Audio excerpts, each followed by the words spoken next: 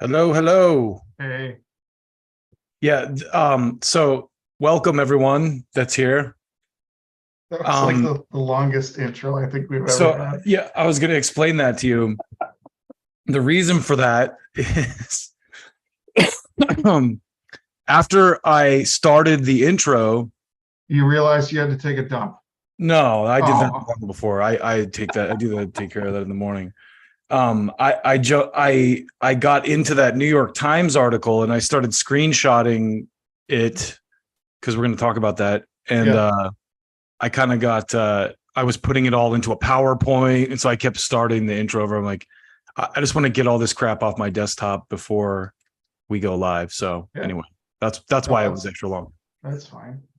I logged on at it was 12:59 my time, and all of a sudden Zoom's like installing updates or whatever. I'm like, come on, not now. But then it worked out fine. So Yeah, that's good. Perfect.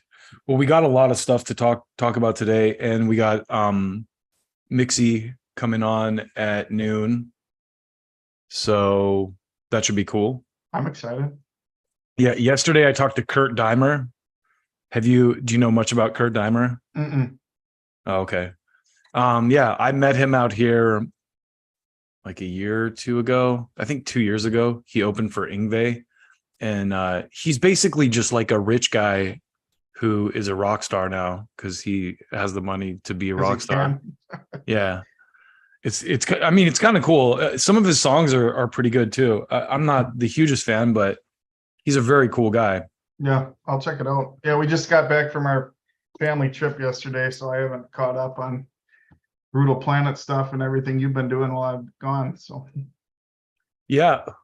I honestly, man, some days like right now, I'm getting ready to. My kids are getting ready to start school again, so I'm like running around doing all kinds of crap, and it just you can see my phone sitting here. I'm glad that you pulled some discussion topics because I didn't really have time to put much together today other than that new metal article. But yesterday I did some really cool stuff, I thought, on the intro to on the build up to Kurt coming on. Do you know who Evel Knievel is? Mhm. I watched this documentary over the weekend about Evel Knievel that Johnny Knoxville did. It was so good. Hmm. Because when I was a kid, I remember this so clearly. When I was like in elementary school, we had to do a biography project, and they're like, pick someone you want to do a biography on. And this was when I was like probably in second or third grade. I had to have been like 8 or 9 years old, and I was like, Evel Knievel, that's who I'm doing. Well, isn't he from Salt Lake area too? No, he's from Montana. Oh, He's from yes. Okay. Butte, I was thinking he was Montana. from Utah, but No, but man, the story is so crazy because first of all, I didn't realize. So he's from Montana, and they talk about how rugged Montana was. It was like a mining town, Butte, Montana. So there were like people were just beating each other up all the time, and it was like almost like the hood, but for white people. It was like the way that they described it. But that's hilarious. yeah. So anyway, this guy, and I didn't. They went into a whole bunch of stuff in the movie that I didn't know about, as a kid. And Johnny Knoxville, God bless him, like he says at the beginning, he's like, I idolized this guy when I was a kid, Sure. and his story is obviously very complex. Like he's not a superhero. I thought he was a superhero, but he like one at the like peak of the story. So there's this guy, Shelly something, who was like a promoter that helped him book. He jumped Caesar's Palace. And so this promoter kept a tape recorder and basically documented all this stuff as it was happening and wrote a book. And everyone around Evel Knievel was like, oh, the book was like not that bad. Like it really left out a lot of really bad stuff about him that it could have said. But the book pissed him off so bad, he went to the Hollywood lot where this guy was with a aluminum bat and fucking beat the shit out of him with a bat. like held him down. And this guy who he beat up with the bat was in the documentary talking about him. And actually, like at the end, kind of had some nice things. I was like, wow, that guy's the hero. Because that's crazy. But the story is insane because like people forget this guy was going to jump the Grand Canyon at one point. Well, he did the Snake River, didn't he? Snake River. Yeah, but they like made this special rocket propelled bike, and there was all this like controversy that he pulled the chute before he had a chance to land, and like he aborted like in the middle of the jump, and they did test jumps for it and stuff. But then his son Robbie like beat all his records, but like it was so cool because in the movie his son was like, "Yo, like my dad made these records for me to break. Like no, before him there was no such thing as like jumping." Right. So anyway, that was what I covered last time. And then the Slipknot thing, Corey was on this podcast talking about how he got into Slipknot. And that was like super interesting because one of the other stories I had covered was about the former Slipknot singer, the original singer. Oh, yeah, I saw that. Yeah, he's going to tour and do Mate, Feed, Kill, Repeat, their demo. Mm-hmm. And he's doing it with Mushroomhead, who I know had beef with Slipknot when they first kind of came out because Mushroomhead was like, "We did mask stuff first." And like, it's not with Mushroomhead, right? It's just with Waylon Revis. The oh yeah, singer. that's right. You're right. The guy from Mushroomhead, but Corey was like two ex-singers taking their fame from different bands and taking it on the road. Hey, yeah, people do it all the time. I mean, why not? Yeah, I've met Waylon when he came here last summer, I think it was, and he's a real nice guy. And his band, I'm drawing a blank now, but they were really good. I mean, Corey is. I was thinking about it the other day, and I think I said this yesterday, but I mean, Slipknot really is the Pantera, Metallica of the new millennium. Like they. Like maybe I would put like Slipknot. I even said Norma Jean I would put in that realm, even though they don't fill the kind of venues that Slipknot or Lamb of God does. They're more of the underground version of it, maybe. Yeah, but they've consistently put out good material for the last 20 years since 2000. But Slipknot for real, or for absolutely sure. I mean, Corey and Slipknot are like the Metallica of the 2000s, I would say. No, like who else would fit that bill? Really? Can you think of anyone? Well, like I don't know. Are you thinking like just like the top metal band of the last? Like as Jamie Joster would put it, the Mount Rushmore of blank, like the Mount Rushmore of new metal. Totally. You'd have to put Slipknot up there. Korn.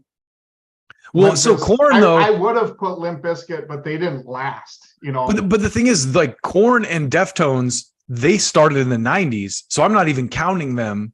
You know what I mean? Because they already secured their spot. Oh, but wasn't Slipknot their first?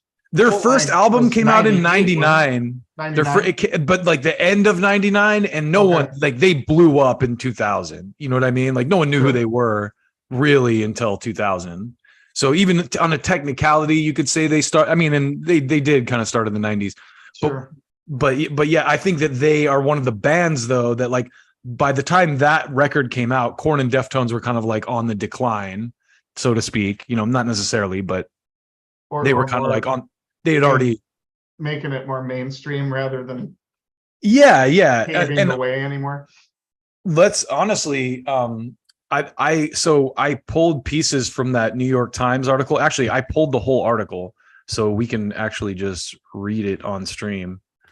Let me see. So I've been doing this new thing too where I'm I did save it as a PDF. I was trying to I hate the New York Times. When you I do too. I can't stand it. That I'm not going to pay for it. That was my big thing. I'm like, I'm not paying for the New York Times. And before excuse me, before anyone gets upset, I can tell you. And listen, the New York Times does good work, but just off the top of my head, I can think of two completely provably fake stories that they ran.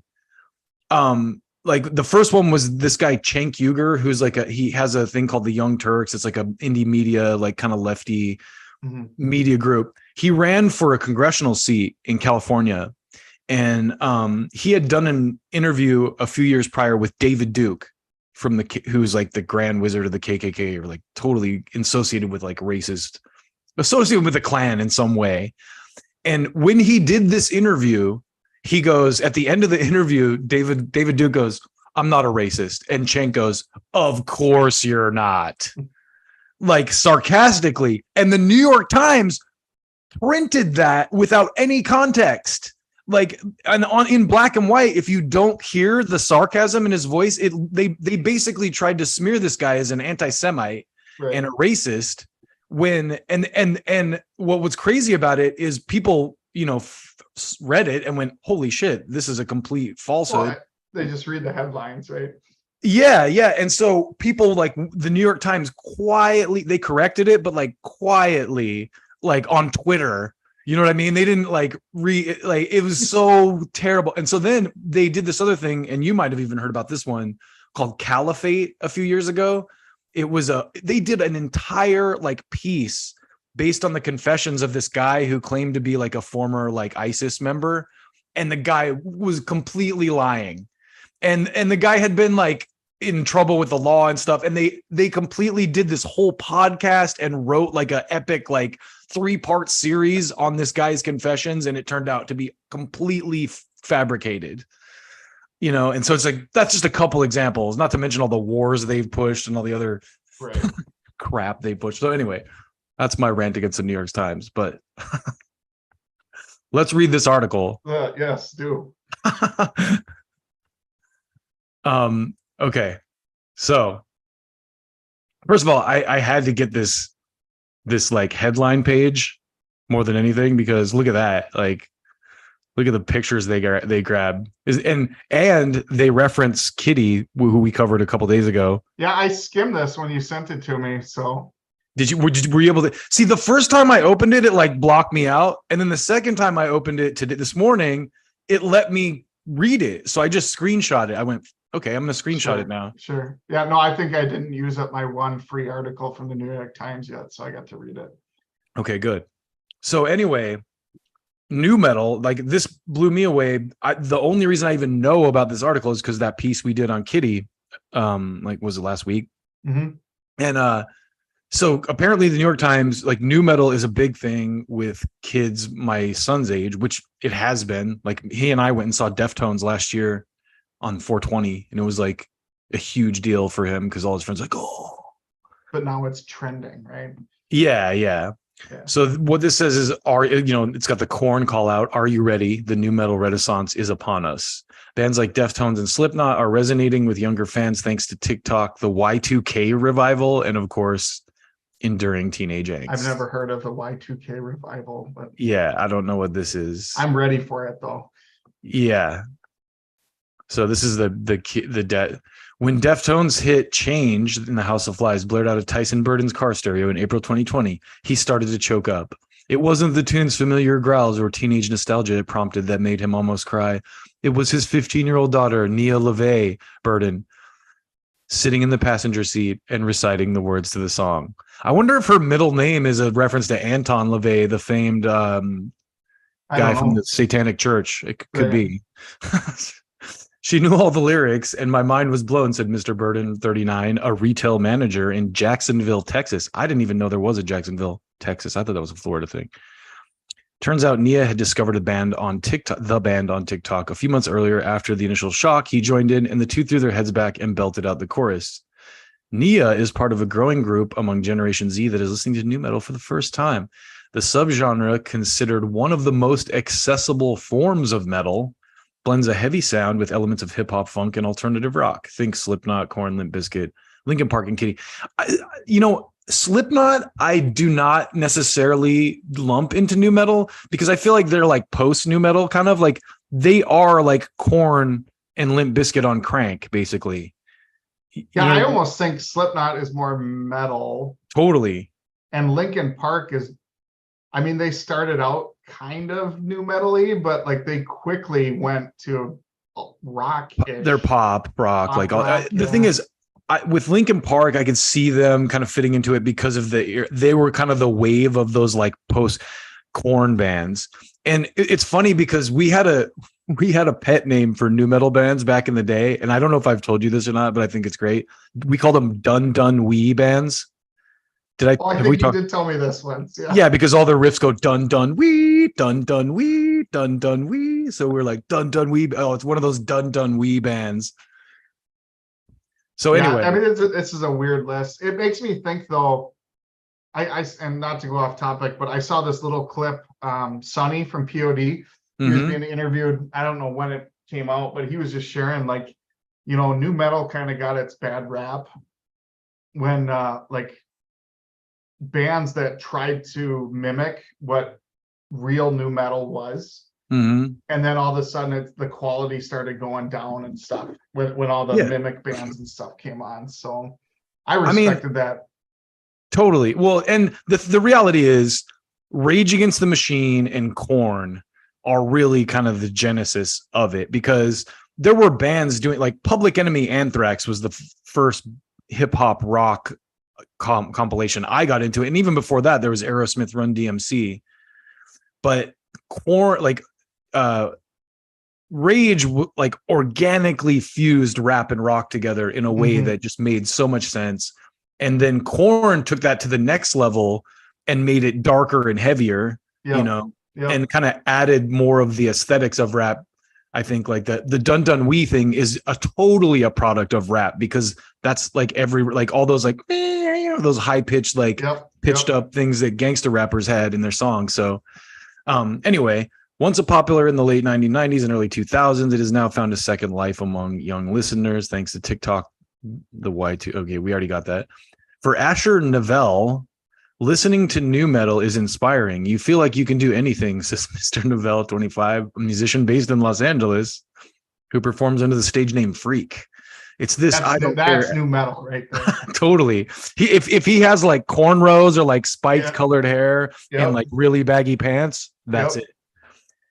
It's this I don't care attitude. Like, you can look at me, you can stare at me, you can judge me, but I'm going to keep doing what I'm doing. You know who else I think doesn't get enough credit for the nu metal aesthetic is Insane Clown Posse, who we talked about earlier, because they really like all that like raver hop shit and the like dark raver shit is totally their aesthetic, like the Juggalo thing. And I never was a big fan of ICP, but I respect what they've done. You know what I mean? Like, with their in the indie world, they created this whole ecosystem around themselves.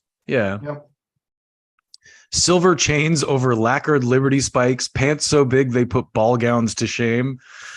I love me some Jinko. I actually bought my son Jinkos for his birthday a couple years ago. Well, when I skimmed this article and I saw Jinkos, it must be further down. I'm like, oh my gosh, that's a name I haven't thought of in years. Straight up, I love Jinko, and their new stuff is actually really cool because they kind of toned it down and made it like a little more like business casual. You know, it's like it's still the baggy pants, but they're like nicely stitched and have like a more professional logo and stuff. You know. Well, I had some. They were never huge, but I knew some guys. I mean, that bottom must have been like 36 inches around. You know, it was huge. Okay, I'm probably going too deep here, but when I was in my Jinko phase, I had a friend I lived in Utah, and I had a friend who ran this gas station, and she would let us go in the cooler and steal beer. And I could fit 4 40-ounce bottles of beer in my Jinkos. I could fit 2 bottles in the side pockets because the pockets were so deep, and 2 in the back pockets. So I would literally go in and get like 4 like MGD 160 ounces of beer in my pants. Yeah. Like that's what those pants were for too. All the skaters wore those because they're like, they had shoplifting pockets, you know. It looks like you got like a gallon of beer in your pants. Like, is that 4 bottles of MGD in your pants, or are you just happy to see me? Oh my gosh. So anyway, part of nu metal's appeal is its flamboyant style, and celebrities have taken note. Billie Eilish, I didn't even think about that, but yeah, she totally dresses nu metal. is topping her oversized outfits with baseball caps a la Fred Durst of Limp Bizkit. Machine Gun Kelly is gelling up his hair to 5-inch stalagmites. Wow. There's a word I haven't seen since third grade science. And in June, Justin Bieber was spotted in a pair of baggy wide-leg Jinko jeans. There we go. Good for the Biebs. Renee Dyer, 19, fell in love with new metal fashion before the music. She doesn't think a person needs to dress a certain way to be considered a fan, but her clothing choices are heavily inspired by new metal. It makes me feel as though I'm living in that era. Mrs. Dyer, a retail associate who lives in Toronto. Among her favorite pieces are Jinko jeans and Trip NYC pants. The bigger the jeans, the better, she said. I definitely appreciate that trend a lot more than the skinny jeans thing, because I could not get into the skinny jeans thing. Just like having balls, I guess, kind of like creates a problem there. And you can't steal beer. That's true too. Yeah. You can't fit beer in your skinny jeans, kids. How much beer can you fit in your skinny jeans? During new metal's initial explosion, visual aesthetics were central to the scene by design, said Alex Strang, a cultural analyst at Canvas 8, a market research agency. Okay, now this makes sense. There's some ad company probably going like, oh, new metal's a thing. We got to sell stuff behind it. Bands adopted flashy costumes, provocative stunts to distinguish themselves and grab people's attention. If you're TRL, Mr. Strang said, referring to a television program popular in the early aughts. And you see this weird thing with people rapping and shouting and being angry, and some people in boiler suits are wearing masks. You're going to want to put it on TV, right? This is what I love the New York Times for the record. Lines like this, referring to to a television program popular in the early aughts. What is that? Like the early aughts? Yes.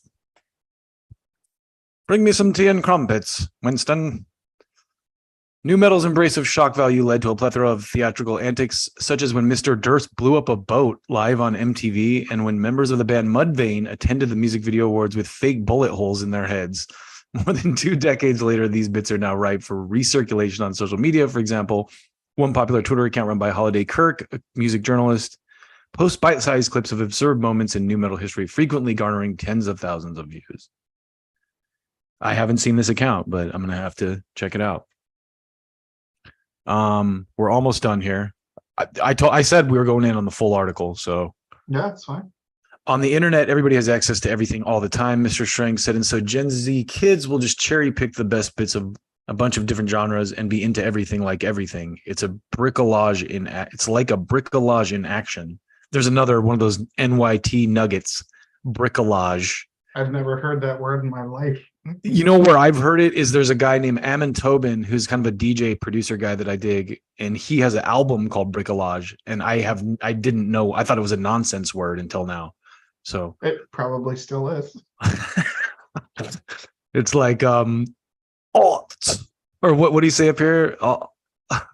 Early aughts. The early aughts. Yes, Winston, in the early aughts, I'd like to have my tea. Historically, new metal has appealed to outsiders who felt a strong emotional connection with its gloomy subject matter. The most diehard fans felt protective over their favorite bands and did not like the idea of normies or people who were conventional or popular listening to new metal in the 1990s. Either you were all in or you were a poser, said Lynn Thomas, 53, a longtime, that's our people right there, a longtime Deftones fan from Pittsburgh, whose 21-year-old daughter discovered the band on TikTok. But now many Gen Zers are more concerned with socio-political issues such as abortion and LGBTQ rights rather than who am I hanging out with at the field party this weekend, Mr. Thomas said. Those damn kids. These spaces may be less exclusionary now, but fans say there is still a sense of gatekeeping among new metal heads, whether it's older fans looking down on the newly initiated or pretension from people of all ages about the bands they deem uncool. Since Coal Chamber. Since discovering the subgenre in I like Coal Chamber. So when I heard that Big Truck song, I was just like, okay, come on, guys, like let's try a little harder. But that's just my opinion. Jay Katsy, a 17-year-old high school student in Bradenton, Florida, had connected with some fellow listeners on the internet, but he has also been called a poser, term his friend finds silly and childish. Who do you expect to support the band you love if you're pushing out anyone who shows interest? I do agree with that. It's not cool to like punk out people that you don't agree with. Right. But to be fair, it's also not cool to like just follow the trend to be cool. Like if True. you're into the band, then good for you. But if you're just wearing a metal shirt just to wear a look metal cool, shirt. yeah, like Since discovering new metal this year, Jay Katsy, a 17-year-old student in Florida, has connected with older fans on the internet. Some of them have called him a poser. Does he look like a poser? I don't think so. He looks like a typical Slipknot that kid. doesn't look. Yeah, I like the chain necklace. This is like so that was the other thing. Like everyone had their chains. Me and my buddy, this is what our contribution to new metal culture is. We invented hat piercing. We had this whole thing where we would like pierce the bill of our hat and put like key ring chains through it. So anyway, that didn't catch on like it should have, but off the internet, fans are also creating physical spaces to cultivate the new metal community. For the past 2 years, Sam Gaines, 31, and Danielle Steger, 38, both diehard new metal fans, have organized sold-out new metal night dance parties in New York, Los Angeles, and Chicago. I did notice there is a new metal thing in LA that is always packed. So people go like absolutely. a club or something. It's like they do emo night and new metal night. Okay. In downtown LA. I think it's Echo Park, but I was down there for some kind of show and people were lining up and I was like, what concert is this? And the lady was like, oh, it's new metal night. And I was like, that's kind of cool though. It's like when movie theaters like show old movies and stuff, and it's a chance to experience it in a different way. Totally. It's honestly, for me, it's like if I'm going to go to a club, that's what I want to hear too. Like, right. I don't want to go hear a bunch of garbage ass, like, trance music or something. No offense to trance music. There is some good trance, but I'm just saying, like, if I'm going to go out to a club, I want to hear heavy stuff. Hear music you like. Yeah. Yeah. There were people doing backflips off the stage. Mr. Steger said at one New York party in March, there was a whole row of headbanging, moshing. One man kept asking DJs to play that one song so he could propose to his girlfriend. Nobody could hear him and figure out the name of the song. So the man never went through with the proposal. He must not have been very committed then. What? That's weird. It's like, well, they didn't play the song, so I'm not proposing. We're almost done. The new metal wave isn't lost on popular artists today either. Grimes, 100 Gex, Rina Sawayama, and Demi Lovato have introduced elements of the subgenre into their sound. And some bands who were part of the initial new metal explosion are feeling the impact as well. In May, Kitty performed its first new song since 2011 at Sick New World, a music festival in Las Vegas featuring almost entirely new metal bands. The group went on indefinite hiatus in 2017, but Booker started calling again in the fall of 2021 because of renewed interest, said Mercedes Lander, 39, Kitty's drummer.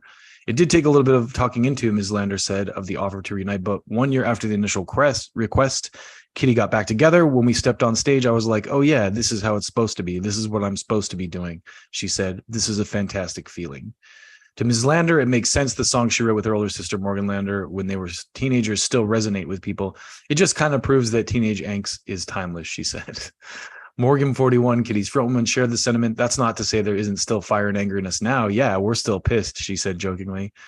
Mr. Burton, the retail manager in Texas, said that after discovering his daughter was into the Deftones, he showed her more of the band's discography, particularly the album White Pony, which he loved as a teenager. And in May 2022, he even found himself at a scene he had dreamed about for 20 years, screaming, headbanging, and thrashing at a Deftones concert alongside hundreds of sweaty, decked out fans. He just never imagined that would be standing next to his daughter. Oh,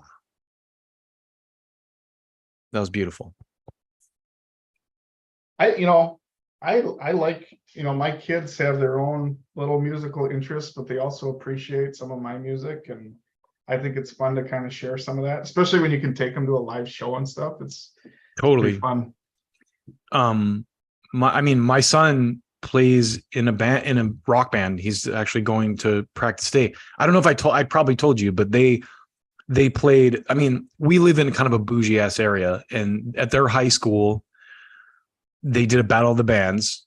And so, like, just to give you an example, one of Dryden's friends is Rainn Wilson's son from The Office. Mm-hmm. Just because there's like a lot of rich people that live in this area. And so when they did their battle of the bands, one of the judges was the drummer of Incubus, Jose really? Wow. Pasillas. Yeah. And Dryden's band won the battle of the bands, and they played two cover songs. One was a Converge song and one was a Gojira song. Wow. Yeah. And it was crazy because watching that, right? One of the bands before them, actually two of the bands before them, played covers of like 90s era songs. One of the better bands played Smashing Pumpkins and Nirvana covers. And then another band, this all girl band, did a Chevelle song. Okay. Yeah. And so it was like, I could see even just then, it's like my son's generation, you know, when I go to pick them up at school and stuff, I see kids wearing Soundgarden t-shirts and, you know, Metallica t-shirts and stuff. So it's like, well, if there's real musicians on the judges board though, and they're like, wow, those kids are playing Gojira, that speaks for talent, you know. That's like, exactly. No offense to Nirvana or anything like that, Yeah. but it's like anyone who's learning guitar can play Nirvana. Yeah. It takes a special musician to play Gojira. Totally. And their drummer, that was amazing. What's funny is two of the judges on the panel were drummers. One of them was Jose. The other was this guy who I can't remember what bands he played with, but he was like a session drummer who had played with a ton of people. And then two of the other ones, one of the ladies was on like America's Got Talent. Like she was pretty famous. I don't remember her name, but they were all like famous fools. You know, they almost all people that have worked in music, but two of them were drummers. And I was like, that's why Dryden's band won because of the drummers on the panel, because they all went. And they said that actually to what you just said. Yeah. When they did like the breakdown, the guy goes, it's real obvious that you guys have been practicing and like honing your craft, you know, as compared to like the kids who just picked up and played a garage band song, you know. So that's cool. Anyway, the force is strong with these young ones. They I'm excited. Yeah, there's a lot of great stuff coming out too. I've been impressed with a lot of the bands that I've been hearing coming up. I feel like there's kind of a pushback too against, I don't know. I feel like most of the mainstream metal of the last like 10 years is very predictable, I guess. It has this like sheen to it that all the pop music of the last 10 years does. And so whenever I hear bands that kind of are breaking out of that like very timed, grid-based like Pro Tools approach, I'm always impressed with that. So something to think about, and maybe this is topic for another day, but like how much of that, what you're trying to describe, is stemmed from the record company trying to make a product to make them money versus the band actually doing what they want to do? Because I think now that you're starting to see more independent labels or whatever start coming out again, you know, you're going to start seeing better music again. Yeah. I mean, I can't remember who said this the other day, but I agree with it. I think it was Rick Beato, and I might have mentioned this before, but he said it's a golden age for music right now. It really is, because the technology to record and distribute is so cheap, and anyone has it. So a hit can come from anywhere, you know. If you're a talented man, I could probably pull it up. In fact, maybe I should. I have this video of this little kid. He's 6 years old, like producing a song that was on Twitter, and he's basically emulating an existing song. Like he's building a song that already exists with these, but he does it like flawlessly. And it's just, I'm like, that's the future that we're heading towards. You know what I mean? This kid's 6 years old and he can construct an entire like song on a computer by himself. I didn't look at it yet, but there was something. I gotta try to find it here. There was some guy that just blew up out of nowhere too. It was a country thing, but like he was a nobody, and all of a sudden he's blowing up now. Do you remember Gautier? Do you ever hear that song, Somebody That I Used to Know? That sounds familiar. Now you're just somebody that I used to know.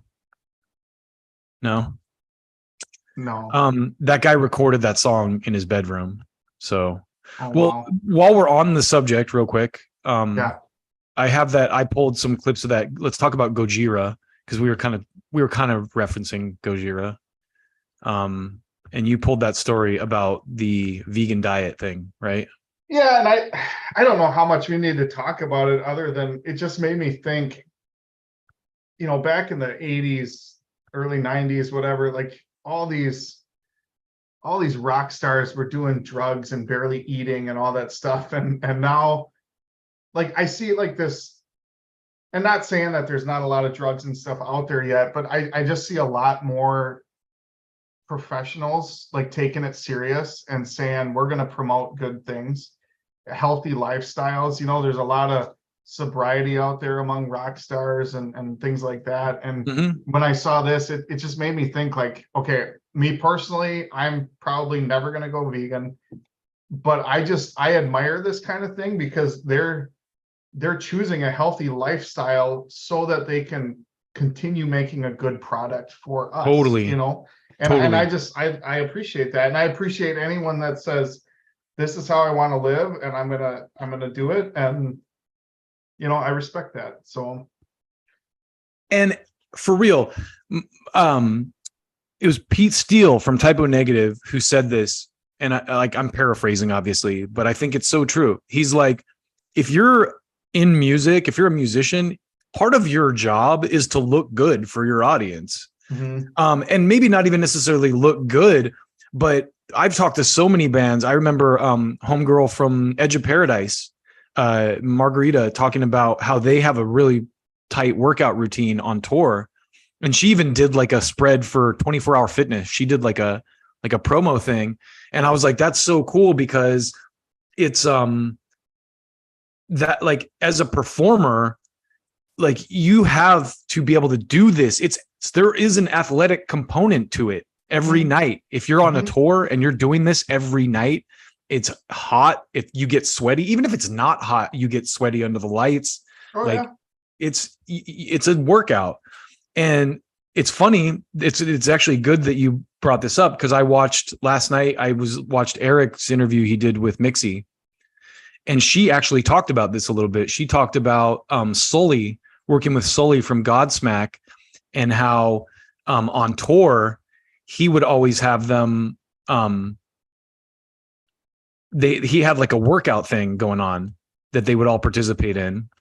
To keep them, because he was like, if you can't sing your full set, like you need to work out until you can. You need to build your lung volume, all that kind of stuff. So last time I saw Trivium, I was walking up to the venue, and in between the buses, there's Matt, working out and stuff. And I just think it's great that they're promoting, a lot of them are promoting healthy lifestyles, and especially when there's so big of a problem with drugs and alcohol nowadays, and to have these rock stars saying, no, we're gonna do this right. Set an example. Yep. Yeah. So just to shore this up, I pulled this clip. It says every performer has different pre-show rituals, especially with regard to what they will or won't eat before they go on stage.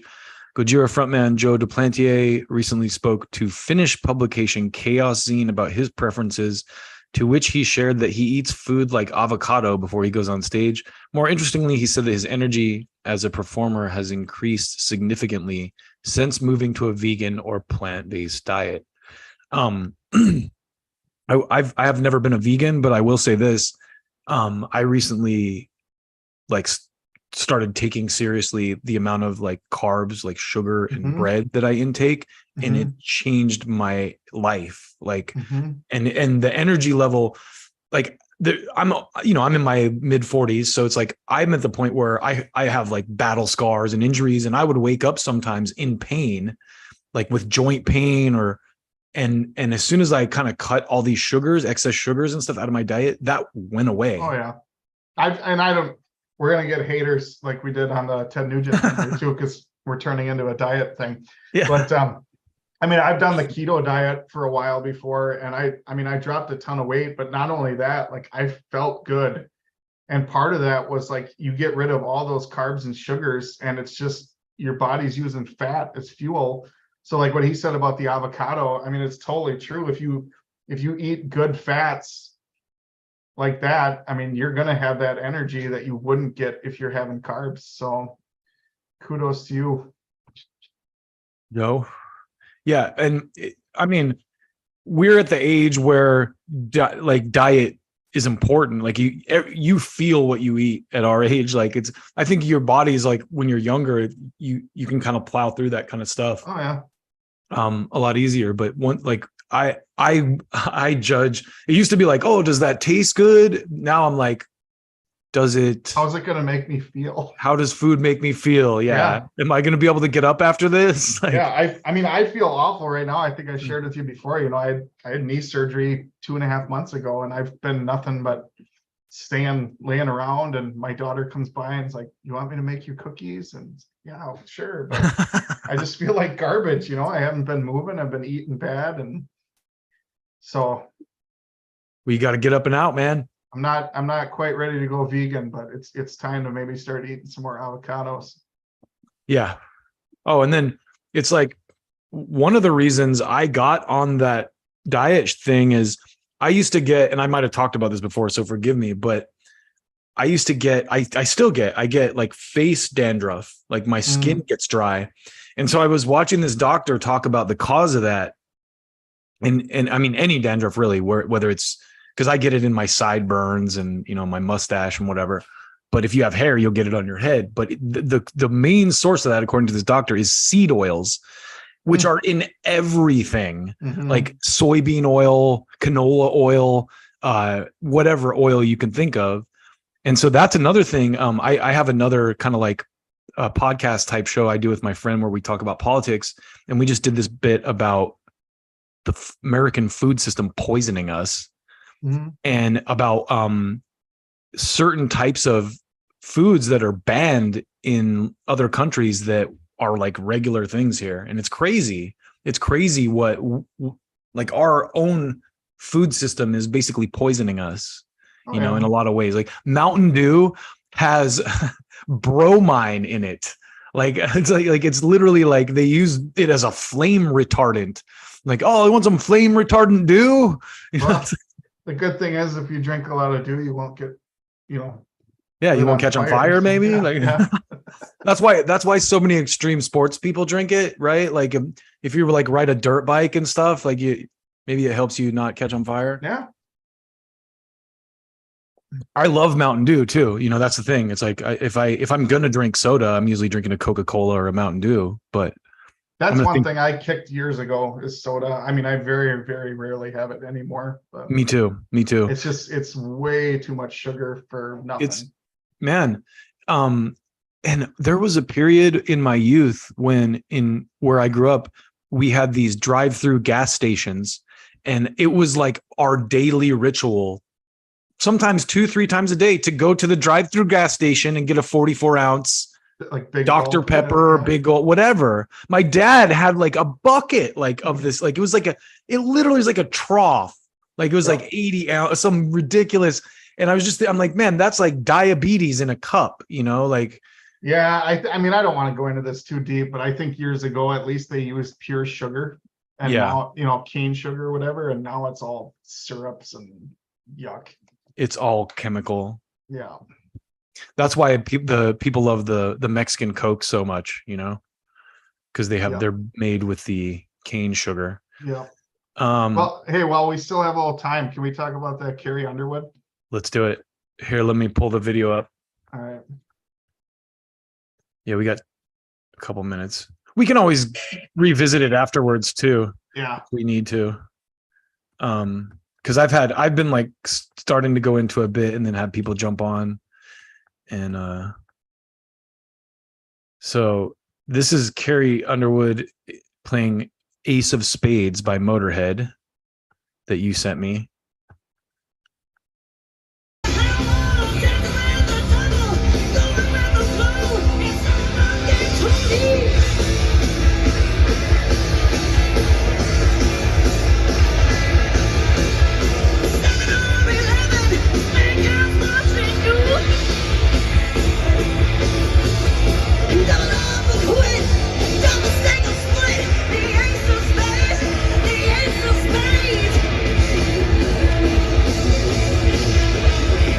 This is probably actually a good segue for when Mixi comes on anyway. So my thoughts on this, because my daughter loves Carrie Underwood, She's 11 years old. I took her to go see Carrie last fall, father-daughter date, you know, whatever. I actually started, I mean, after seeing her live, she put on a great show. I know it's pretty commercial country, but you know, I dig it. And she played Welcome to the Jungle at the show, the whole song. And she did a good job. And I thought, you know, this is just a stunt, whatever, you know, throwing it in there for whatever. And then I see this, and I know she's done a couple other little covers, you know, of metal song or rock songs. And I actually wonder if she's a fan. No, I think she is. Didn't she like come out and do a song or do a like appear on stage with Axl or like something recently? Yeah, and like she's playing 3 shows with Guns N' Roses coming up. Yeah. I mean, this to see Carrie Underwood do this kind of thing makes me feel a little bit better than like Dolly Parton trying to do it. But I don't know. I still got mixed feelings about this crossover between country and metal, but you know what the heck? Do you like Post Malone? I don't know much of his stuff. Man. Would I like him? I think you would. I probably would. If I like Jelly Roll, I'd probably like Post. I just watched his Tiny Desk. He did like the NPR Tiny Desk show. I love that guy. He is, I mean, I just can't say enough good things about that dude. He lives in Utah.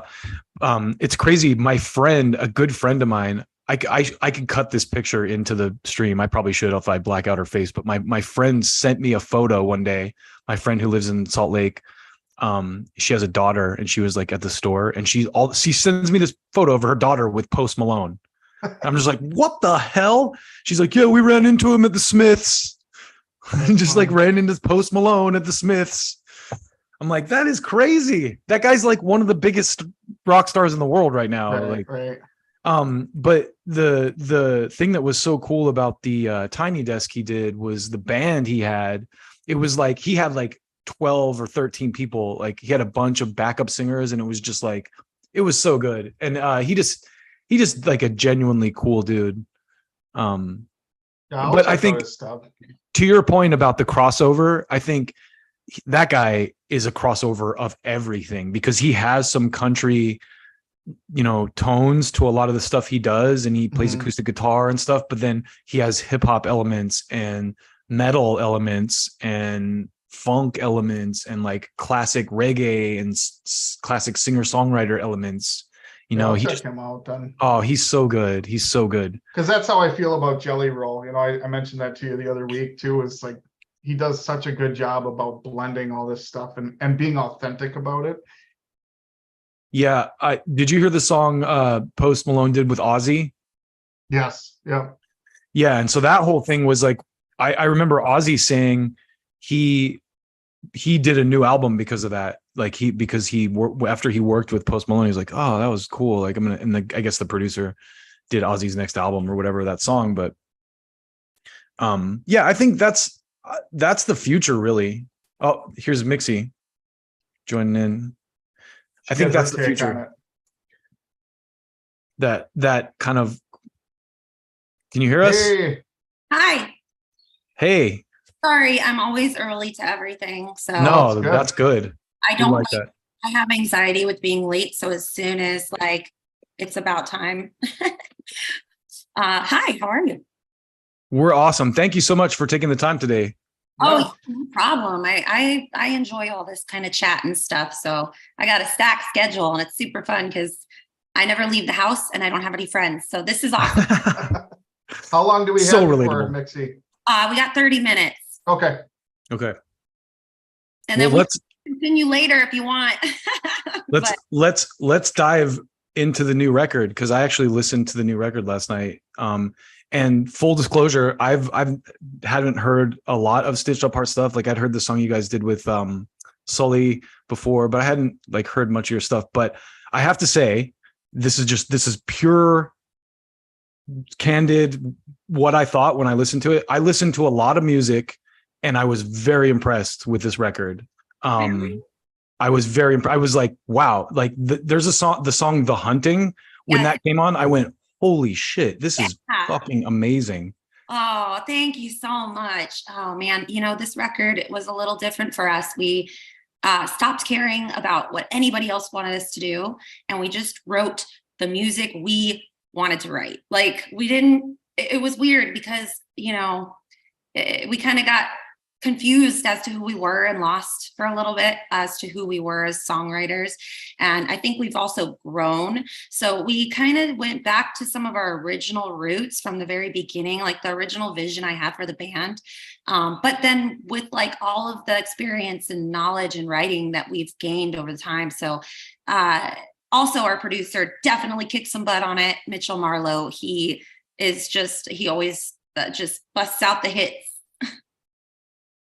Well, I've listened to your bands for several years now, since the first album, and this one is definitely different. I really like it. It feels like it's got more freight to it, like it's packed more, really heavy. So I like it a lot.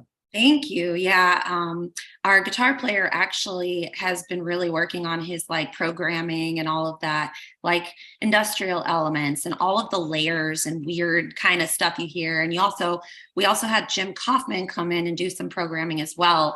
But me and our guitarist absolutely love, he's a death metal kid. Like he's an industrial, like black metal, death metal, like, that's his lane. So we meet in the middle to create what we create. But so we definitely were as authentically ourselves in what we wanted to do on this record. And so I think it shows, so I appreciate that. Yeah. My favorite song on the whole album is Part of Me.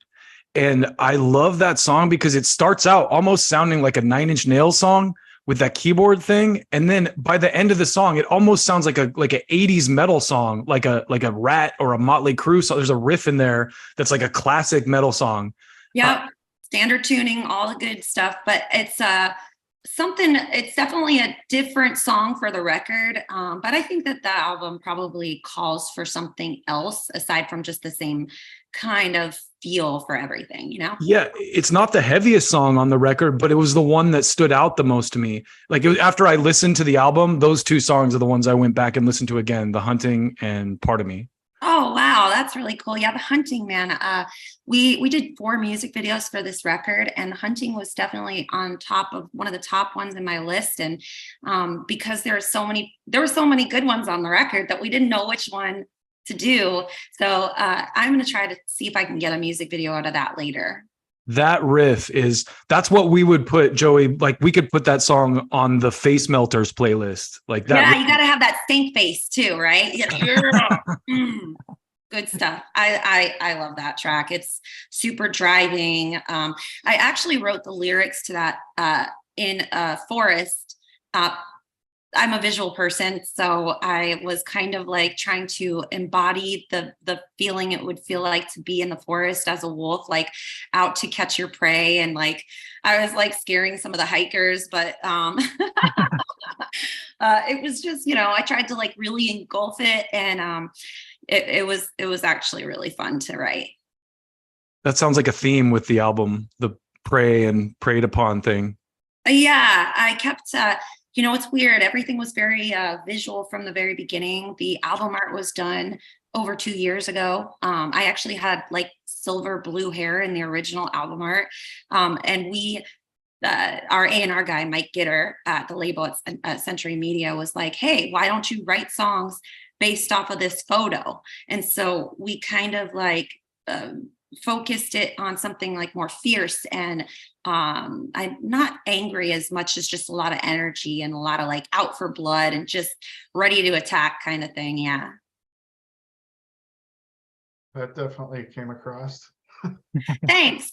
I do like to write about like the human emotions. Like in the Never Alone record, there was a lot of like, we just got signed, we were super hopeful, there's a light at the end of the tunnel, yay, everything's gonna be okay. And then you got Darkness, which came out 2020 appropriately because I was super emotional. Dealt with some vocal cord surgery and all that stuff. So it was a lot. And I was super introspective. So you can hear in the lyrics, I was like a sad girl, a little emo. But and then this one, I was just ready to get out of the cage of the pandemic and just go out and fight and just like fight for it, you know? So you can hear that for sure. I don't know if this is a dumb question, but since you talked about your vocals, how do you switch between such a beautiful singing voice and then these intense screams and growls and stuff? How do you do that? I just practice a lot at home on the switching in between, but with Possess Me, for example, where the vocals are like kind of low and then you have to build a little tension and then you use your diaphragm for the tension.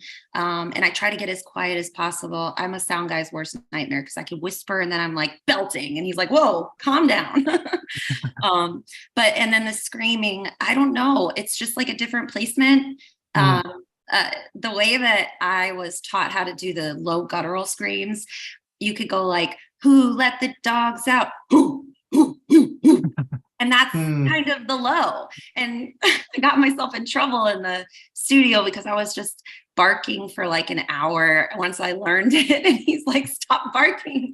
And I had to get out on vocal takes on the soft stuff for a little because I was so excited about my new tool. That's cool. Sounding like a wolf.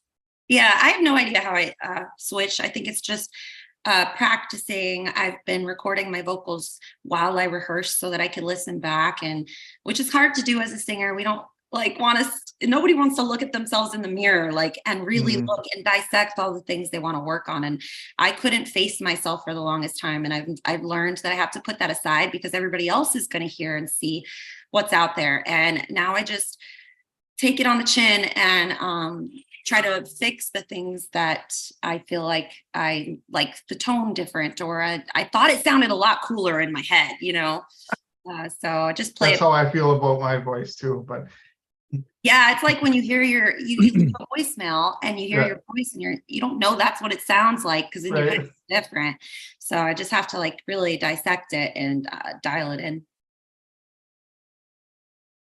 So one of the things I like to ask people to do is kind of go through the history of how they got to where they are, just like kind of like a brief history on your band. I read a little bit about y'all, but it seems like you're obviously kind of the captain of the ship, but talk a little bit about, you know, how you got your band together and like, you know, how you got from A to B, why we're here today. Oh, okay. You got time for that? Yeah. I mean, you know, as deep as you want to go. I'll consolidate. We got time. Yeah, I'll consolidate as much as possible. So I was a solo artist for a minute on Geffen Records back in 2008. It was literally one song, and then they dropped me, and I had, you know, moved across the country to try to pursue the music career and started some bands and whatnot. Had some. Where are you from originally? Out of curiosity. Florida. Oh, okay.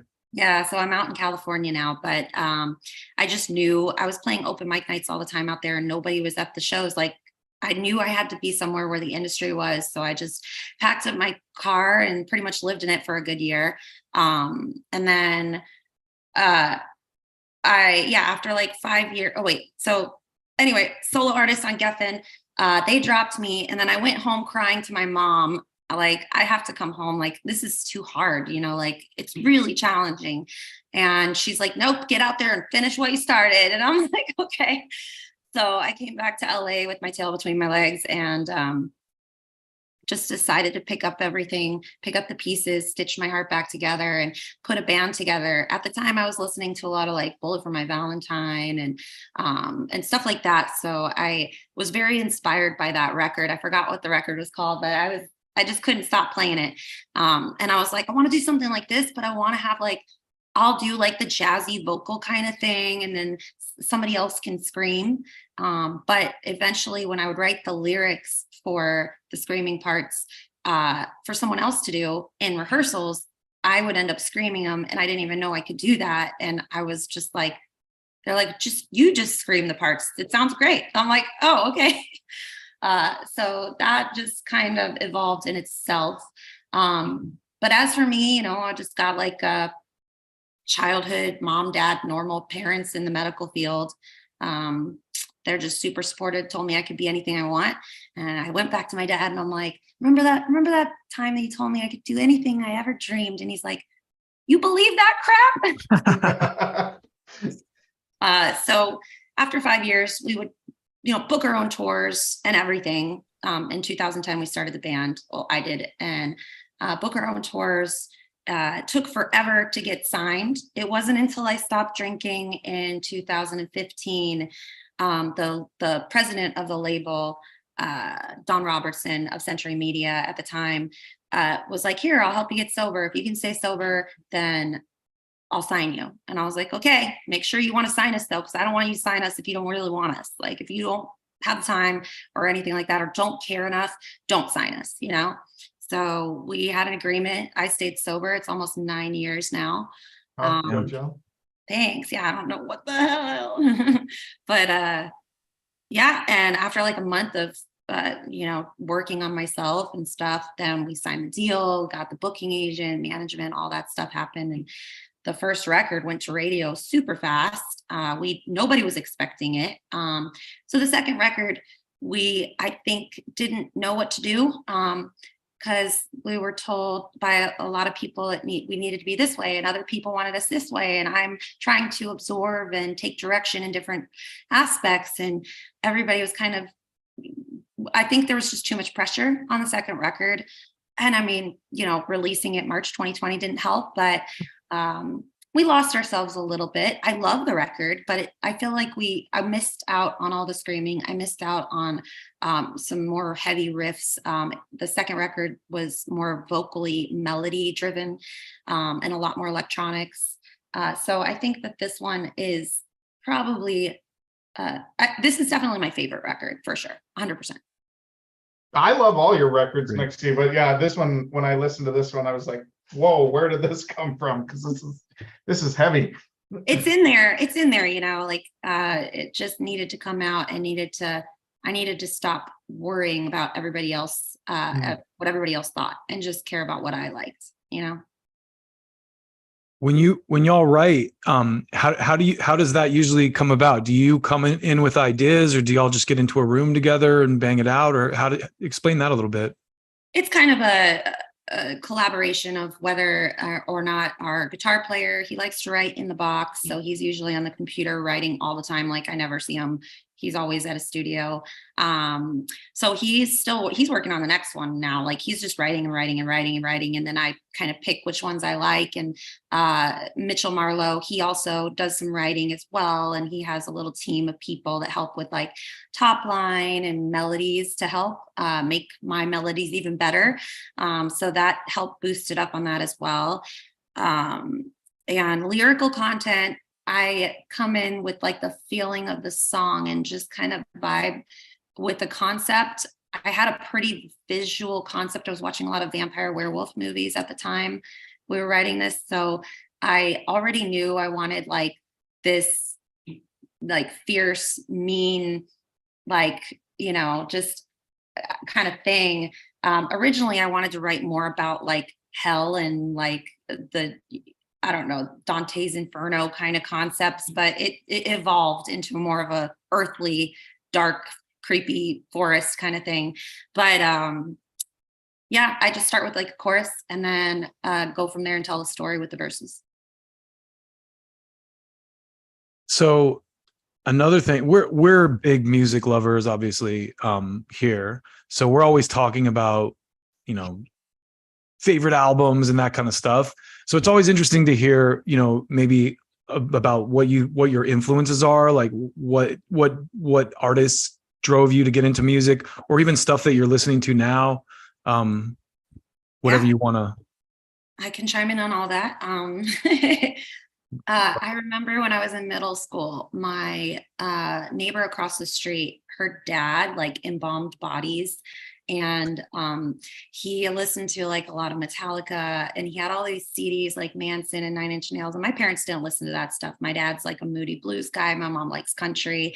So I wasn't introduced to it until like middle school. And I'd steal his CD for like a little bit. And back then, oh God, I'm going to date myself, but we had those like boom boxes with the cassette tapes, and I'd rip them onto the cassettes and keep the CD and give it back, like hoping that he didn't notice that I took his like Perfect Circle CD. And like, so I think that was my first like segue into heavy music. That's old school piracy. Yeah. I mean, now you just go on Spotify, but Right. download the song, whatever, but that was Napster before. That was like analog Napster. yeah, Metallica knew what they were doing back then, but so that was the intro. And as far as starting a band, I had a boyfriend in high school, and I played the tuba for 3 years in middle school. It's super dorky, but I love that instrument so much, and I've always been like, I gravitate towards music, and my boyfriend at the time was in like an emo core, screamo kind of band called Sincerely Yours. And they would have band practice, and whenever they'd have breaks, I would play on all their instruments and try to learn how to do it.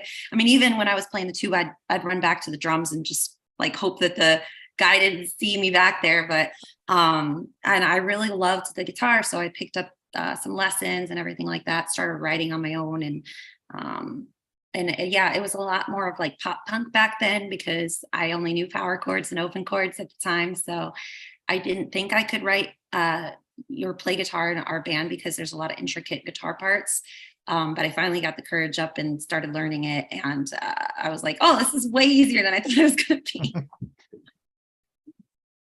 Yeah. If you got the drive, it's when people start learning songs, I feel like so many kids, they get like lessons or whatever, and they're like, okay, here, we're going to teach you how to play like Mary Had a Little Lamb. And it's like, no, teach the kid how to play like a Nirvana song or something that they're excited about. Yeah. If you pick it up much faster, I feel like. Ironically, our guitar player also is a teacher at School of Rock and a music director. So he's giving the kids like Children of Bodom, and like nice. He gave him a Hailstorm song. I don't know what else he's gonna do. One of the girls is like 12 years old, and she wants to learn how to scream, and she's like, I thought that your new song Immortal came out. That's so cool. Like, it's awesome. Well, like, these kids are awesome. So he's gonna get them all hyped up on metal. That the sound, your sound too. I think one of the things I thought was so cool about it is it has that kind of new, like almost like, I always like for the guitar and bass and drums, like Meshuggah is a big influence over the last couple of years. They kind of do this kind of like broken off kilter thing, but I really loved you guys. I feel like take it to that level where there's almost like elements of glitch in it. It's like glitch metal, I would say, at parts. I don't even know. I love all that stuff. A lot of the programming in that is just it's just Merritt's like quirkiness, and his like, he's like Tim Burton meets like Danny Elfman, like, and there's just, he's literal Jack Skellington, like, so he's got this like kind of thing in his head. It just comes out kind of jagged and like off kilter at points. But I love that. There's some of the like rhythms and stuff. I'm trying to remember the one song that has this such a cool like bendy guitar riff. It's towards the end, but I just listened to the whole album through last night, but I really love the production and the sound of it too. So that I would definitely go with Mitch, because he's just got such a thick like bass, like you were referring to. It's just got girth and like fullness to it. So yeah, I love Mitch's mixes. They're awesome. And it doesn't sound generic, like it sounds clean and professionally produced, but it sounds like original. It sounds unique. Yeah, it's a sound that I'm like, okay, this is cool. These guys have like, there's a band I really like called Within the Ruins that kind of does this almost like video gamey, like really precise metal stuff. And there's elements of even that in there. Like I would love to like talk to your guitar player about some of his influences, because I heard like little pieces of like Jane's Addiction and parts, and like, all these different bands. I was like, oh wow, that sounds a little like I was saying with Piece of Me, that last that riff near the end. I'm like, that's such an 80s sounding guitar riff. It's so cool. Well, I mean, with that song was actually written by, it was a different song that was the only song on the album that we didn't write, was Part of Me. Yeah. Oh, really? Part of Me. Sorry. Yeah. So I know it's fine. But it's actually, I know that you like it, but I'll be honest, it's not my favorite. And it might be because I am biased and I don't I can't connect to songs I didn't write. And it's Okay. nothing to do with writing credits or anything like that. I just love, I don't know. I always have to put my spin on things. I connect better with stuff that I write. I always have one on the record that, I understand that. I think for me personally, I think I like it because it sounds out of place. maybe that's why it stood out to you. Yeah. So, but it's a good song. well, thanks. I think. But that sucks that you didn't write. Like, I could totally understand if it's You're like, best song on the record. You didn't even write it. now I feel like a dick. No. I mean, so the people that actually wrote it, I think it was Nick. Oh gosh. I don't remember who wrote it because it was literally one of the very, very first tracks. And it was given to us by a guy in the industry that we're really good friends with. And he's like, you should do this song. It's really good. It didn't make their cut.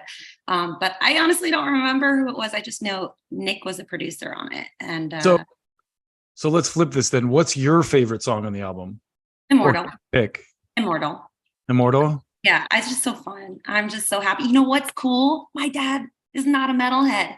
I talked to him yesterday and he's like, so I heard the new song. And I was like, I know, Dad, it's not your taste. It's totally fine. You could skip it. And he's like, no, I actually like it. And I'm like, yes. Okay, cool. So that means that it can be digestible by people that don't listen to that kind of music. So I'm like, I did my job. That's awesome. That's cool. I wanted to ask you about my favorite though, and hopefully you wrote it. The Architect. Yes. Could you give me a little backstory behind that? Like, where's the inspiration behind that? There was a lot of angst in that one. I could hear it.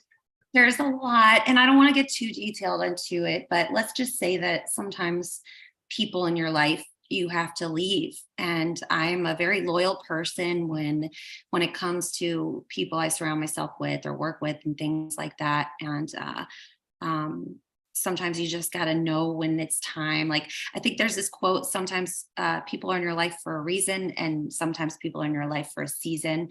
And this was one of those things where it just felt like there was a lot of like anger and like kind of like closing the book on that chapter of a friendship, you know?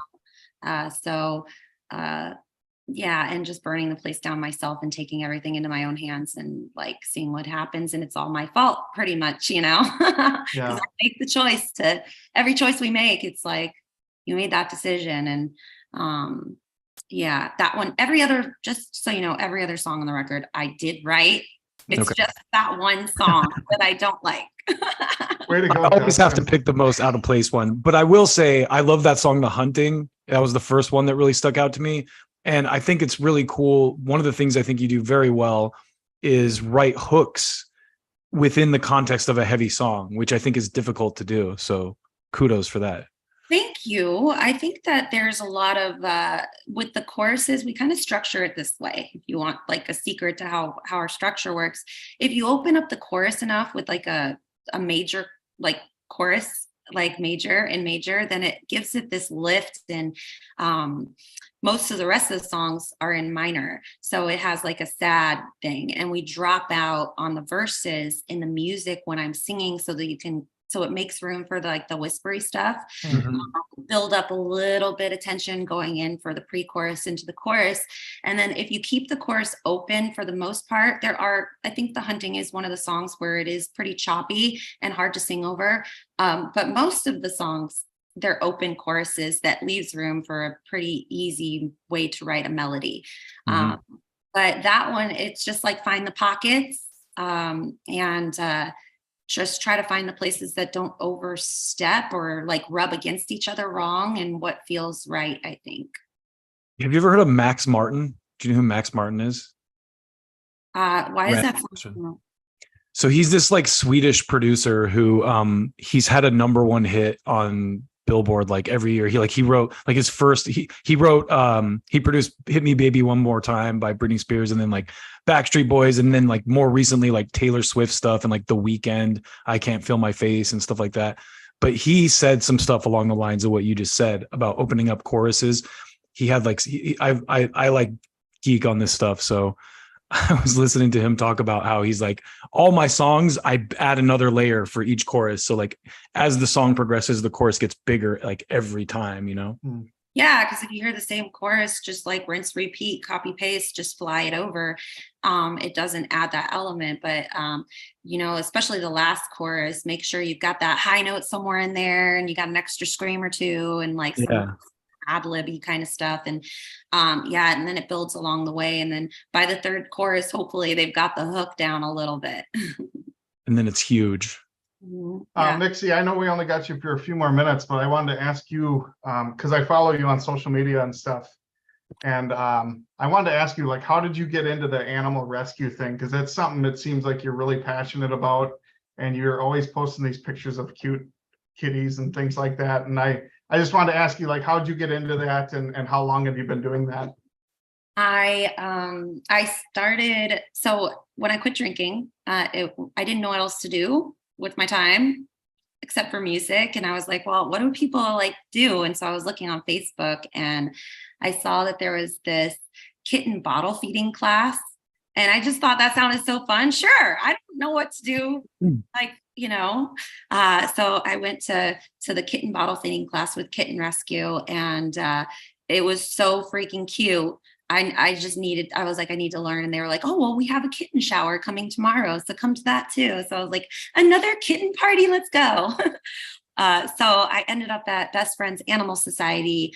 And then I got my first bottle baby. I'm at number 97. I have 3 kittens in the downstairs bathroom here right now. Yeah. So it's now I'm like obsessed. And because bottle baby kittens are like my favorites, they're, I feel like the ones that need the most help because, people, let's say they find like a litter on somewhere in the park or something. Mm-hmm. Sometimes they don't know, maybe mom just went out to get food. I don't know, but they want to help and they bring them to the Humane Society or something.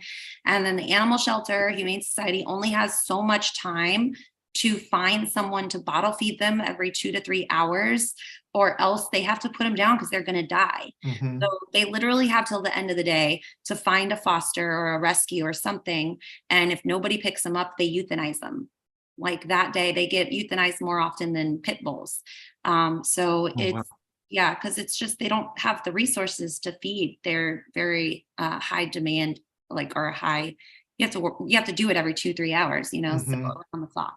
Yeah, most people don't know this. I have bottle fed a kitten myself. I ripped you were one gonna say off you a got farm. fed as But yeah, there was this little 3-legged kitten. I think the mother chewed off the one leg or something, but the farmer was just going to kill it. And I said, I'll take it. And I bottle fed this cat and we kept it for quite a few years and named it Tripod. So.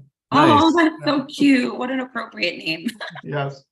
I used to work for this guy out in the valley who had a bunch of money, and he would go to your point about the euthanization.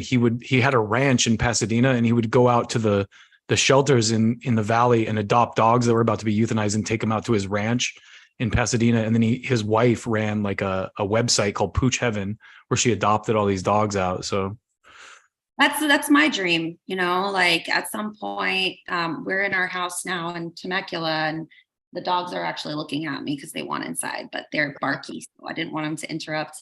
But yeah, I mean, that's kind of one of the goals at some point in life. I do want like a big piece of land where I can have some rescue horses and some, definitely kittens. But there's it's expensive and you got to care for them all and all that stuff. So, but that is something I'm contemplating. Probably a lot of work to maintain too. Like if you're out touring. Yeah. The most kittens I've had, well, if we're out touring, so I'd have to be a lot older, maybe like when I'm in my 60s and I can't headbang anymore or something. I don't know, who knows how long my neck will stay on. Retirement plan. Yeah, that's plan B. It's not till I'm 70 though. I just think it's awesome that you can scream the way you do and then you bottle feed kittens on the side. So isn't that the case in every metalhead? They like, yeah. Yep. They like pink and like rainbows and things like that. Like always, it's total like metalocalypse, Yep. You got to be calm in your life so you can be chaotic on stage, right? Yes. 100%. Like when I'm home, I'm listening to like Beethoven, I'm painting. It's so quiet here. Even the dogs are loud. And then I scream for like a little bit when I'm rehearsing. And then I go back to peace and calm and zen and meditation. Do you sell your paintings? I do. This is one that I'm still working on. Oh. I haven't finished it because I think I want to keep it, but I'm scared. Like, it's one of those that I don't want to let go of because it's the album art that I was painting. But yeah, I got a blank canvas right here that I've been staring at. I've been staring at for quite a while. So Awesome. I got to get back to it, and I sell them on the road and stuff like that too. Cool. Super Well, cool. next time you come to Minnesota, bring some along, and maybe I'll get one. Yeah, I'm so bummed we're not going there on this tour, but Me too. Yeah, hopefully. I mean, obviously, we want to be out on the road as much as possible. So hopefully we come to you guys. Next spring. Don't come in the winter. Yeah. I'm betting Eric is catching you guys in, because you guys start in Salt Lake on this tour. I saw the dates, but I'm based in LA. So if he doesn't catch you guys, maybe I'll come out and catch you. Yes, let me know. Blasco. I'll make sure that you're taken care of. Yeah, Blasco. I've never played that venue, but I've seen like Lacuna Coil there and stuff like that. Yeah, I've seen a bunch of bands there. It's a good venue. Nice. Isn't it downtown? Mm-hmm. You have to step over home people to get to the thing. Oh, Terrible. Yeah, we did that with 1720 in LA. It was like, yeah, but yeah, I think I have to call this guy. All right, cool. Well, thank you so Thank much. you so much. Thank appreciate you. And when does the album come out? It's September 1st to the Wolves. There's pre-orders now if you want to go to stitcheduphart.com. Awesome. It's heavy shit. I was very impressed. Like I said, I don't say that to anyone. So. And Well, that next makes- album, Mixi, you got to get a tuba on there. Oh my On the- God, On right? the fourth album, sneak a tuba in there. Tuba somewhere. solo. Yeah. Oh, I've already mentioned this over and over again. I think there Yeah. might be some like, tuba MIDI in there somewhere. Yeah, you got to do it. Throw it in there. Yeah. You do not have the look of a tuba player. I just love tubas. They're so cool and weird, and I'm weird. So it works out, Hey, horns are cool. Everybody's Thanks. a little horny. All right, guys. Have a Yeah, good Thanks for your time. Take care. Thank you. Bye. That was fun. Awesome. Well, Joey, all credit due to you, because we would not have done that interview if it wasn't for you. You were the one who was like, hey, let's see if we can get Mixi. Oh yeah, I first heard them when was it 16 or 17 when their album came out, and I really liked it. So Yeah. I remember being locked down in the pandemic, and I knew that the other album came out, and I said to Eric, I'm like, do you think you can get me this? And so I reviewed the last one too, but I'm looking forward to doing this one. Yeah. And Eric did an interview with her like 3 years ago, because I Yeah. remembered seeing it.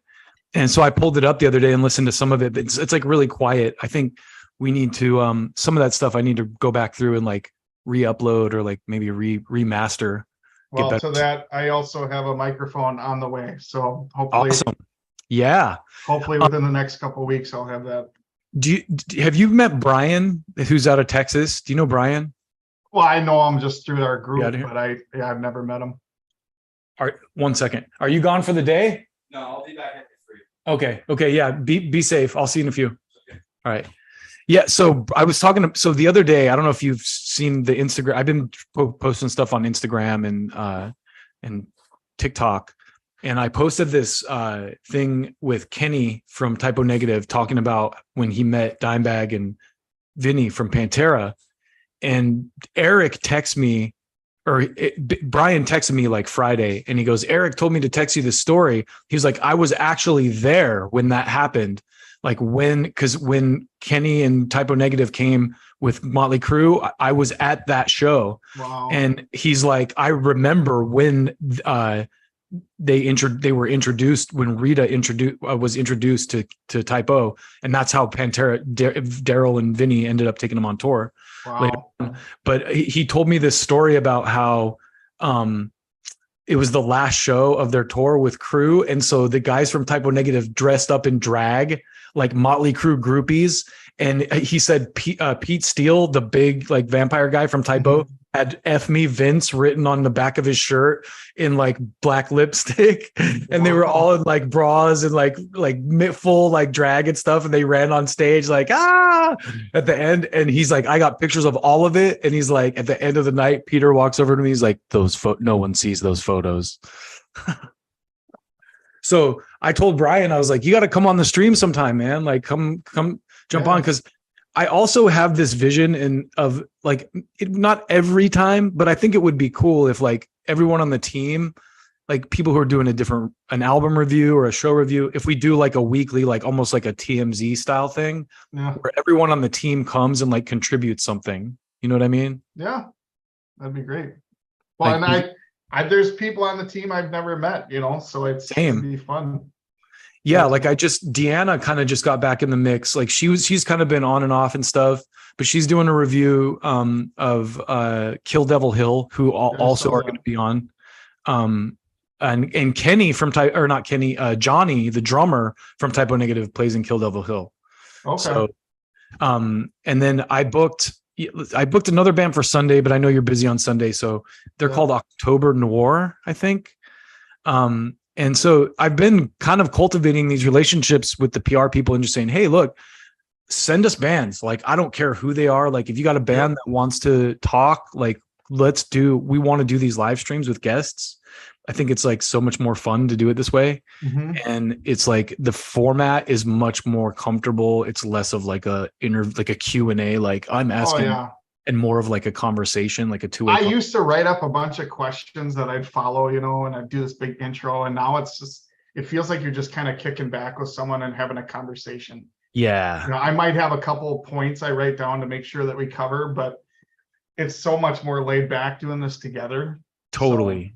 And the thing that's cool too, I thought this was so cool, and I didn't bring it up. I wanted to, but I didn't, I feel like almost always, and I know these people aren't watching our stream before they come on, but there's always a conversation element from like what we're talking about before they come on that carries through. Like we were talking about Gojira and the lifestyle thing. And then she's like, I've been sober and I'm exercising and stuff. I was like, oh shit. Like we were just talking about this. Maybe she was watching us.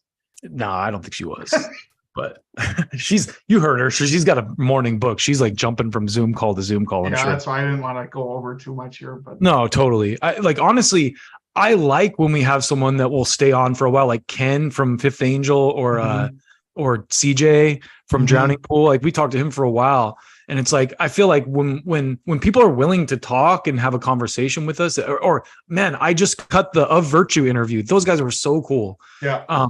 And like there was like props to Damon for like just being willing to talk candidly about stuff like politics stuff and Jelly Roll and all that. That was so cool. Yeah. Like, I'm going to cut bits of that out too. Like the thing that's cool about these two now, what I'm doing is going back through and going like, oh, here's like a cool little minute you're making segment reels and stuff I can put on TikTok or Instagram. Yeah. That's cool. So she Mixi mentioned Danny Elfman. And I was going to ask her about that because she had just posted a picture with him, like within the last couple of weeks. She met him. I don't know if it was at a show or what, but dude, have you seen him? He's like, he just turned 70 and he's fucking ripped. Yeah. Dude, I saw him play. I don't know if we probably talked about this. I saw him play a couple months ago at the Hollywood Bowl, Danny Elfman, and it was fucking amazing. And he has like his band has all these great musicians. He had Wes Borland playing guitar with him from Limp Bizkit, and then Josh Freese on drums, and I think Robin Fink on rhythm guitar, and super great. What a legend. That guy. You think about not only like the Oingo Boingo stuff, but all the soundtrack, like the theme song to The Simpsons that guy wrote. You know what I mean? Like the Batman stuff. I'm trying to think because I listen to soundtracks sometime when I study. Did he do Red Dragon? Probably. I mean, he's done so much stuff, dude. His Sleepy stuff, Hollow. Any Tim Burton movie. Right. Any Tim Burton movie. Yeah. Well, let's save. I guess we can save. We can probably revisit do the Taylor Swift thing on another stream. Yeah, that's fine. That's not that new. We got into the Carrie Underwood piece enough. I think that I can cut it out into a segment. These segments have been great too. I literally just posted the ones from our last session like 2 days ago. I posted up the Kitty thing, the Slayer Alice in Chains connection thing. That one has been good. Like that one's got like 500 views. It didn't take off like the Ted Nugent one. And Can I we realized get him on? Can we interview Ted? that would be awesome. I would love that. For That'd be real. fun. There's people, it's so funny because like the politics thing is so crazy because the reason it got so many views is because of the thumbnail. Yeah. Do you see the thumbnail? Yeah. Like it's like Ted Nugent's album with the circle and the line through. It's like Ted Nugent cats on. And so people are like rage commenting before they even watch the video. Like, F you, Ted Nugent is my friend. I took the kids to the beach when you were texting me all the, you had just posted it or whatever. It was getting a ton of views and I was just getting a kick out of it. It's because I'm like going through the comments. I'm like, these guys are like, F you can't cancel Ted Nugent. And I was like, bro, did you watch the video? Right. Like you obviously not. We weren't going one way or the other. We were just talking right. about it. I mean, I think our takes are like we usually have the same take and it's usually let people do what they want as long as they're not hurting. Which is funny because I think you're much more liberal and I'm very conservative, but we land in this spot, like let people be themselves. Like those labels, I think have been so flipped though, because we talked about before, it's like, I haven't changed, but like in the 80s, the people that were trying to ban music or like, because it was satanic or perverted or whatever, it's like, don't listen to it. Right. And so the same thing with Ted Nugent. Like, if you think Ted Nugent is anti-Obama or like bigoted towards trans people, don't listen to him. That's why just let people suffer the consequences of their own choices. Exactly. It's like that. Like, it's funny because over the last couple of years politically, and I don't want to go too far down this road, but I find myself aligning much more with the libertarian type people. Yep. Because that's really my attitude for the most part. I mean, there are parts of like people on the left, and I consider myself to the left for sure, but like some people are like, oh, capitalism is the devil. I'm like, no, it's not. Like capitalism is not the problem. Yes, there are elements of capitalism that need serious fixing, like healthcare, for example. Like people should not die because they can't afford a doctor, period. Like whether you have insurance, whatever, like we need to fix that. But you overthrowing capitalism is not going to change that. It's like, well, there's problems with everything, and yeah. I was having a conversation with someone just not that long ago about this. Like, remember when you went to a restaurant and it was like smoking or non-smoking, and then all of a sudden they banned smoking completely in all these public areas and stuff. And like, it kind of bothered me because I don't smoke. I don't really like to breathe it, but I also think it should be a business's right to say, we offer this to this group of people. Why can't they do that? You know what I mean? Totally. Dude, in LA, the area I live in, it's called Calabasas. They banned smoking on the street. Like you can't, wow. I'm dead serious. And I'm like, motherfuckers, look around on any given day at the air quality. Right. Like, if someone's outside smoking a cigarette and you're like your state is trying to ban like gas powered vehicles though too. I mean, California, honestly, like I think we get a bad rap because like there's elements in California that are some of the best in the country, and I think we're ahead of the curve in a lot of ways. And I think we get politically attacked for being too generous or too liberal or too liberal minded sometimes. And the intentions are good, but to that point, there is a lot of silly shit that happens as a result of that too. Like one of the things to that point about banning, gas powered cars, we were like the first state that had like the environmental regulations and shit for all that stuff, which is fine. I think that should be something that people adapt on their own. But this is another example of this. I have, I smoke weed. So I get these lighters and they're butane lighters. You cannot order butane on Amazon in California.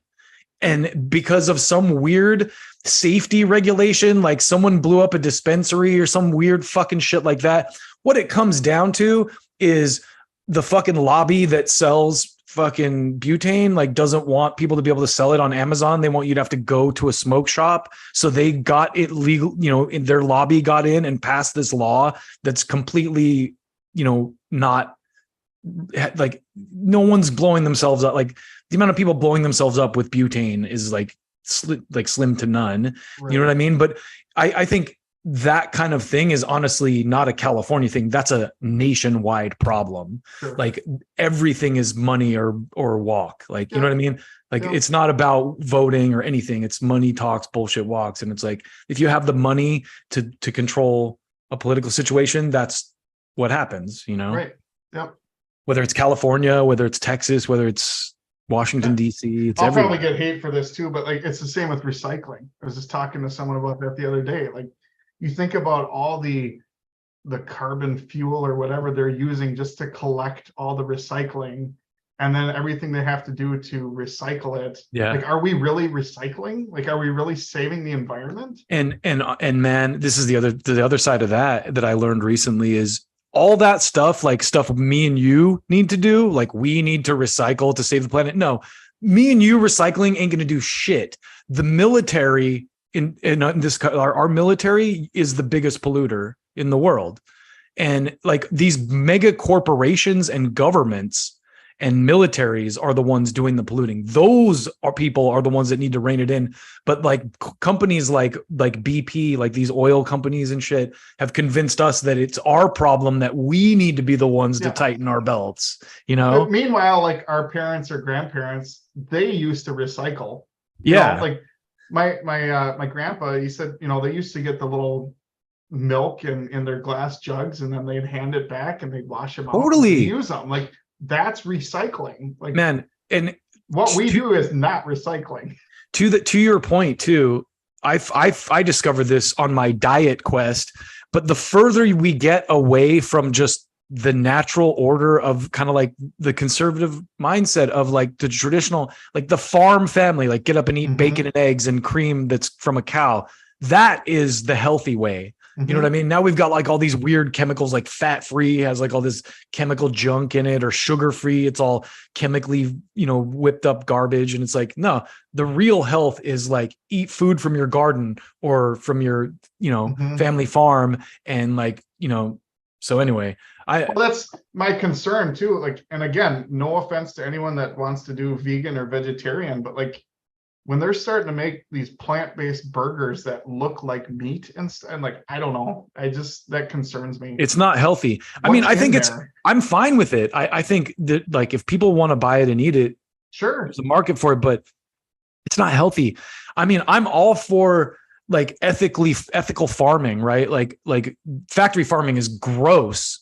And when you see it, it's like, dude, I don't want to eat tortured meat. Like it's, So I'm all for like ethical farming laws, and like there's so much proof that ethically raised animals, grass-fed beef and all that kind of stuff is way more healthy. Like the way the animal is treated matters if you're going to eat meat.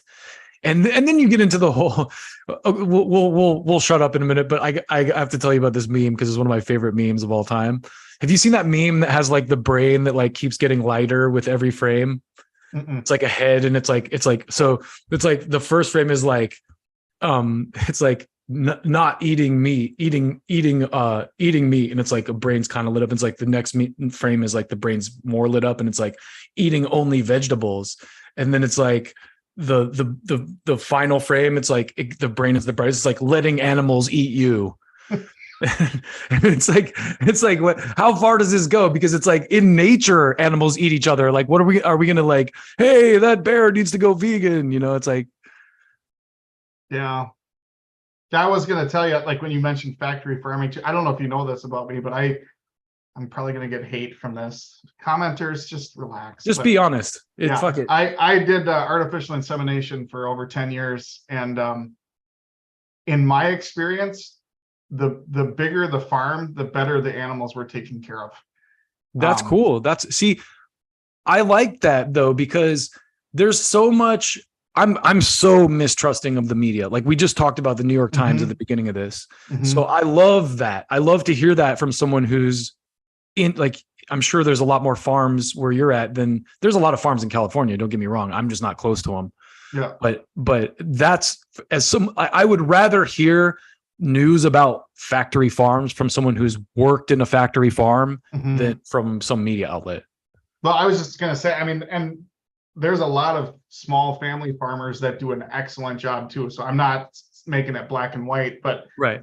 it's like these big farms, you're talking about millions of dollars that they're pouring into these farms, and they're not gonna make money if they don't take care of their animals. So like their cows and stuff, it's great sand beds. There's always food and water. There's sprinkler systems for when it's hot and things like in my experience, at least, I've seen a lot of good stuff in the quote unquote factory farms. So That's cool. I just want to hear make that point because I think a lot of people, you know, they're not around it and they don't know what it's like. So no, but there are bad ones out there too. So yeah, it's not a black and white thing, right. you know.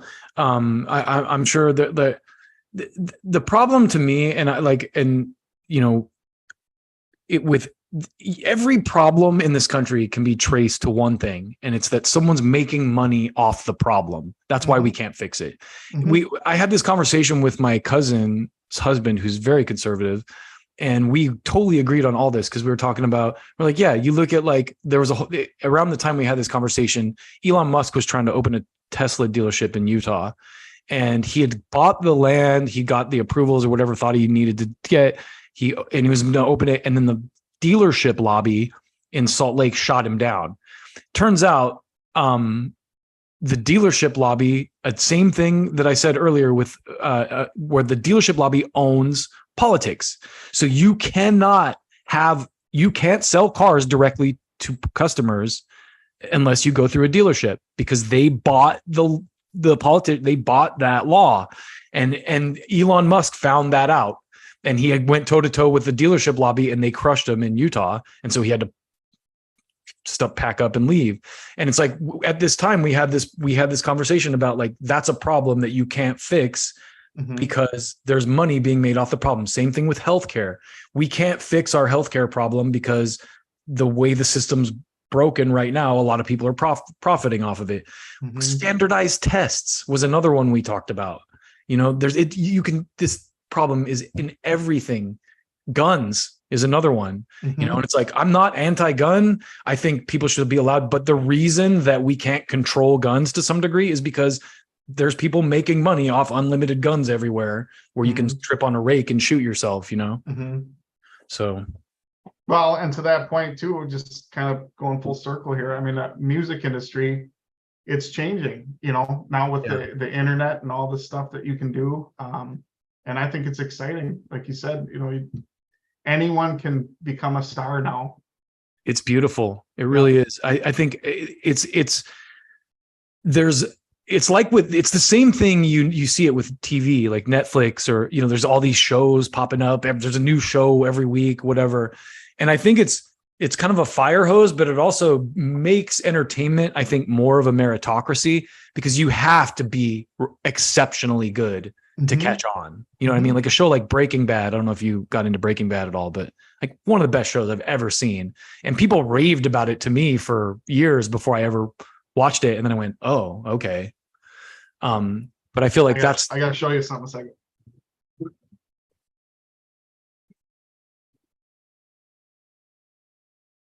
I just purchased this. Oh, nice. A few weeks ago. I haven't read it yet, but I got my hands on a signed copy. So that's beautiful, man. Yeah. No, I love Breaking Bad. That was such a great show.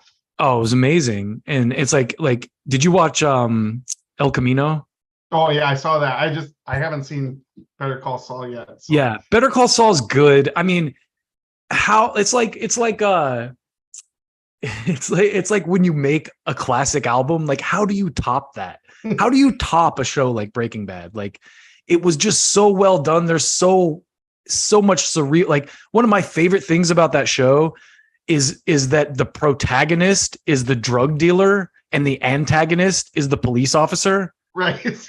Like, that is pulled it off so well. Oh, it's so well done. And then Walt is such a complex character, because at first you love the guy, and then as he kind of grows more into the Heisenberg, you're like, this guy's such a cock.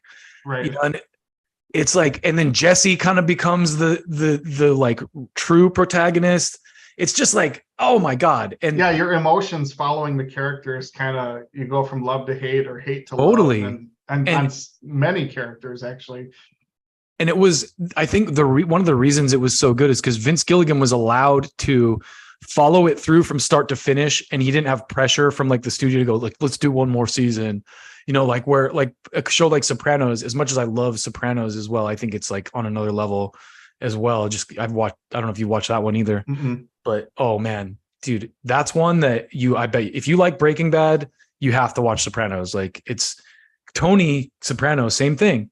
He's a gangster, but he's a good man. Like you can tell when you like at his core, when you watch the stuff that he's like Dick Cheney or something, you know, it's like he goes through these things where you're like, look at what this guy is dealing with. What would you do?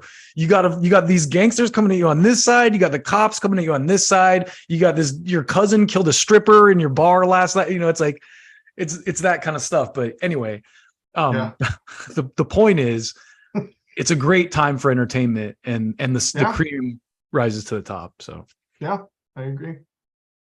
Well, Joey, thank you, man. Like, let's close it out. Thank you for putting together some source material for a pre-interview. And I'm doing a show tomorrow with Art from Art of Shock. If you have time to jump on. I don't think I'll have time. Okay. Tomorrow, but next week I'm scheduling more stuff every day. So if you have suggestions, keep sending them. This was a great one with Mixi, and I'm well, like, it's especially when it's a band I really like or something. It's easy to get on and no, I love that too, because I feel like it's good to have, because I get excited when I was interviewing like Kenny from Type O. It's like I'm like I know his music and stuff. With this, I had to do a little research, but I was legitimately impressed with that album. That is a great record. I listened to it front to back, and then I went back to the songs that stuck out to me. The Hunting and Piece of, and the one she didn't part write. of me, the one that she didn't write. It's like, Dude, now I feel like a dick. I'm like, this song's cool. so great. And she's like, well, that's the only one I didn't write. I'm just so glad it wasn't me.